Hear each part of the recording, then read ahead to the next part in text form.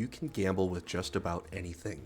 Cards, dice, slots, roulette, sports, fights, racing, fantasy football, and even award ceremonies. And that's not even going into more illicit subjects. But it's no wonder that gambling has made its way into the video game media in many different styles. And over the last several decades, we've seen changes made to policies, effects it's made to the rating system, and how gambling has gradually changed within the gaming landscape.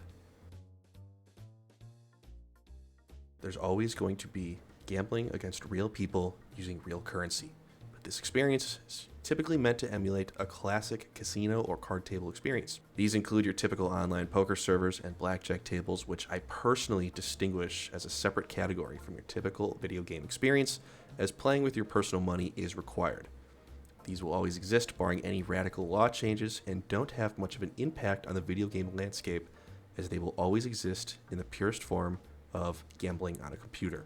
If you will look at this on a scale of 1 to 4, 1 being no gambling within a video game at all, and 4 being just gambling on a computer, these class as an obvious 4. This does, however, bring me to a category that's a step down, which is games that emulate the seat at the game table, but also aim to provide a sense of experience to its respective game. Take Prominence Poker, for example. While it still doesn't pretend to be anything more than a poker simulator, there are some classic video game elements to it, such as a customizable avatar with unlockable clothing and accessories, an experience-based level-up system, and even a faction system that has levels leading up to a boss fight. The thing that arguably makes it the most video game-like has to be the microtransactions. Yeah, it feels a bit predatory to put a way to buy fake chips that win you more fake chips with real money. That being said, it is not mandatory to ever purchase in-game chips, and by playing the game long enough and smart enough, you can amass a large collection of chips by yourself. Still, Prominence Poker is aware of the fact that it is a poker simulation game, and isn't trying to brand itself as anything other. As such, it's a safer way to play online poker, especially with friends, as long as you don't spend the money on microtransactions. Getting into the most common and controversial version of gambling in video games tends to be the minigame category, where the player has goals larger than earning as many chips as possible through playing poker hands or pulling slot levers. But somewhere within the game's respective world, the player can sit down for a while and unwind with some casual gambling with no real-world currency tied to the mechanic. Take Red Dead Redemption 2, for example.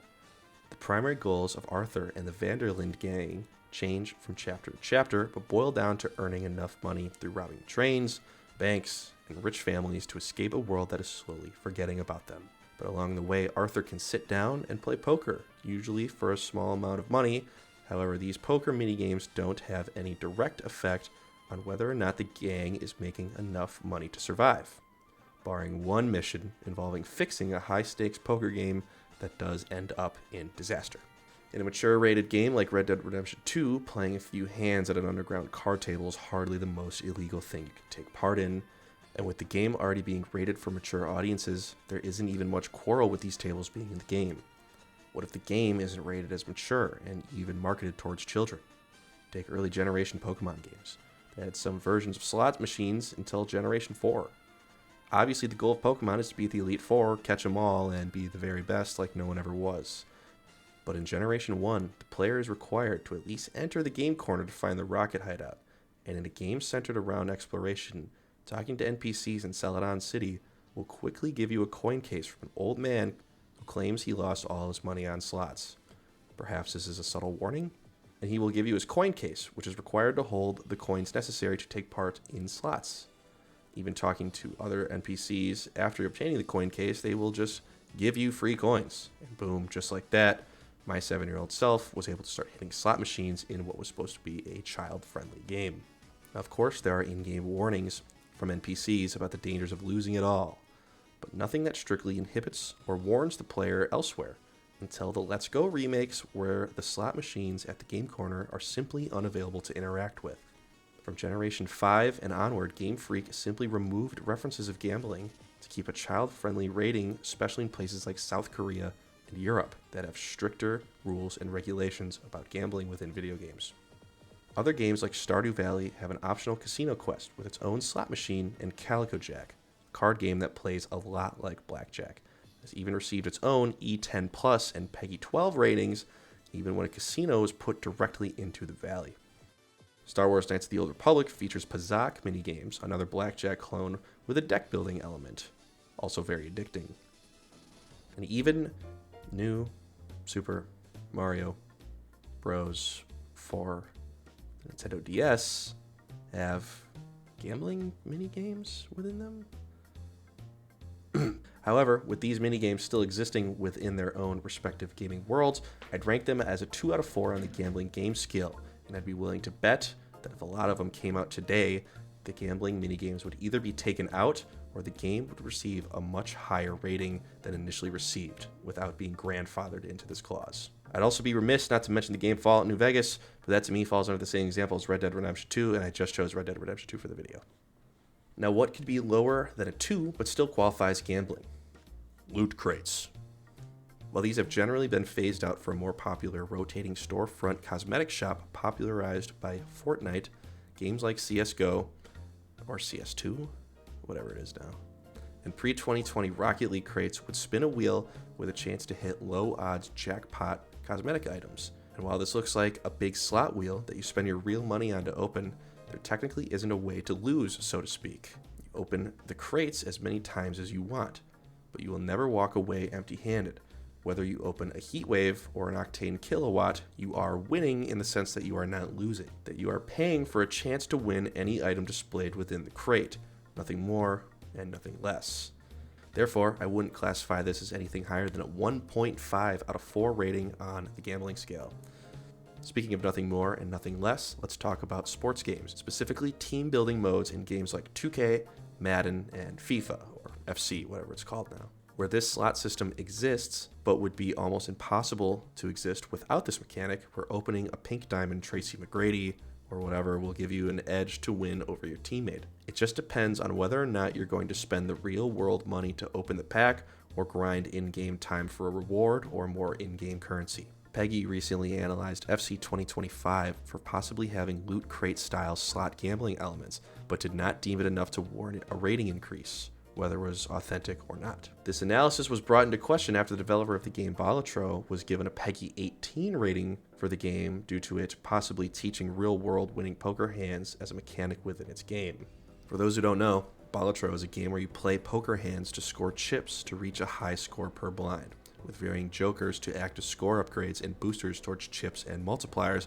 It is easy from a surface level to say that Balatro is a game centered around gambling. Only it's not. The game is scored the same way one would go for high scores in games like Pac-Man, Galaga, or even Pinball. When scoring these games with chips, the chips merely serve as your points, and the blinds simply act as the level. These terms aren't associated with their real-world counterparts, but rather are used to represent the basic mechanics within the game. Furthermore, when looking at the way we've been analyzing gambling within video games, it doesn't seem to fall under any of the previous scale ratings. It is not made to replicate pulling up a seat to the table, and it's not aiming to replicate the experience of playing poker at a casino. It is not a minigame that plays for its optional in-game currency between main quests and storylines, and it does not even have its own microtransaction system for buying cards, crates, or cosmetics. In fact, if you go off the definition of gambling, that being playing games of chance for money, it does not even qualify to fall under that category, which in all its likeness should rate it as a 1 on our scale of rating gambling within video games. That being said, it would be ignorant to act like Balatro isn't based on the knowledge of poker hands, and even if the player doesn't know them, the game provides references to teach the player real-world poker playing mechanics, which is why I would agree with the ESRB's rating of E10 Plus for having which is why I would agree with the ESRB's rating of an E10 Plus for having gambling themes but no interactive elements. Even a T rating could feel justified to an extent, but with PEGI classifying gambling within video games as PEGI 18, since a criteria change in 2020, they have to just err on the side of caution with a game like Balatro that has a central theme of poker. To conclude, I don't think PEGI is conspiring against indie developers and favoring towards AAA companies like EA, but we are very recently learning that there's a fine line on rating games when any gambling or reference of the sort is involved, and while it's okay for titles like Red Dead Redemption 2 Fallout New Vegas, even games like Pokemon or Stardew Valley would see their ratings increase with the rules about gambling within video games becoming stricter. Is this a good thing? That's up to the individual to decide. I'd probably lean towards yes. Gambling addiction is a very serious thing and a problem within many people all over the world, and having less enablers could be seen as a good thing. However, of course, people who want to gamble will always find a way to, whether it's in a real space or a digital world. To me, it comes down to whether or not I'd want my child to be exposed to the scoring hands of poker or the thrill of hitting triple sevens on a slot machine at a young, impressionable age, to which I would say no again. But waiting until the age of 18 also might be a bit extreme. Of course, this conversation isn't black and white, and I'd love to hear what you have to say in the comments. Is 18 too high a rating for Balatro? Are loot crates a form of slot machine gambling? Or what's the worst thing you've done in Red Dead Redemption? If you like this video, please give it a like. Take a gamble on that subscribe button. You have nothing to lose.